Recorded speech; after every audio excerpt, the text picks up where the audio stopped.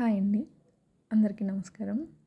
ఇవాల్టి రెసిపీ వచ్చేసి మెత్తని పకోడీ బయట స్ట్రీట్ స్టైల్లో ఎలా చేసుకోవాలో ఈ వీడియోలో చూద్దాం.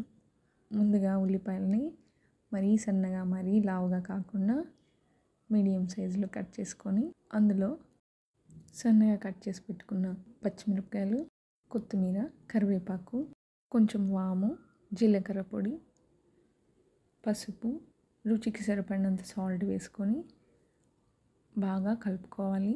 ఇలా కలుపుకోవటం వల్ల ఆనియన్లో వాటర్ అంతా బయటకు వచ్చేసేయాలి. అలా కలిపేసుకున్న తర్వాత శనగపిండి వేసుకోవాలి.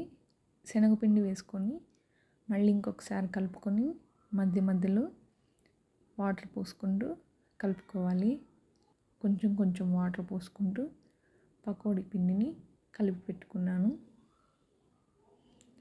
ఇలా నేను ఇక్కడ డీప్ ఫ్రైకి ఆయిల్ పెట్టుకున్నాను. ముందే ఆ ఆయిల్ని కొంచెం వేసుకుంటూ కలిపి పెట్టుకున్న పిండిని ఆయిల్లో కొంచెం కొంచెంగా వేసుకుంటూ కలర్ మారేంత వరకు ఉంచుకోవాలి.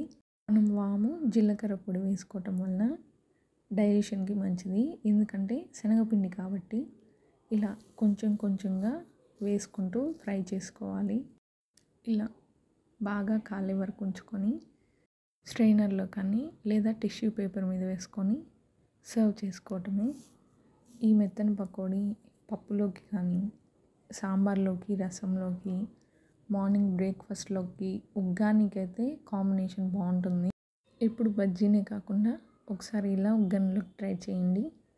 ఈ వీడియో కనుక మీకు నచ్చినట్లయితే లైక్ చేయండి, షేర్ చేయండి, సబ్స్క్రైబ్ చేసుకోండి. మరొక మంచి వీడియోతో మీ ముందుకు వస్తాను. అంతవరకు సెలవు.